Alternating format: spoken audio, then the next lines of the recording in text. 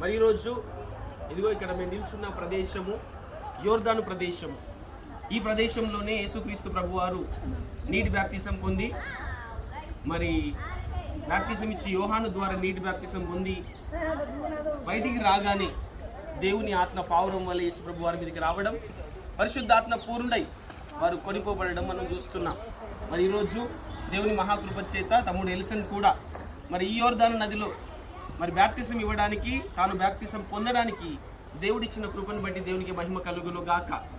మరి నీటి బ్యాప్తిసం యొక్క ప్రాముఖ్యత యేసుక్రీస్తు ప్రభు వారి యొక్క మరణ పునరుద్ధానాల సాదృశ్యమే కనుక మరి అటు యేసుక్రీస్తు ప్రభు వారి యొక్క మరణంకి, సమాధికి, నూతన జీవము పునరుద్ధానానికి మరి సాదృశ్యమైన ఈ నీటి బ్యాప్తిసంలో మరి తమ్ముడు ఎలిసన్ నీటి బ్యాప్తిసం పొందుకుని దీవించబడి ఉన్నాడు యేసునామం.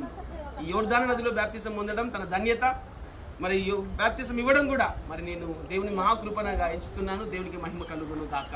ఆమేన్. ఆమేన్. ఆమేన్.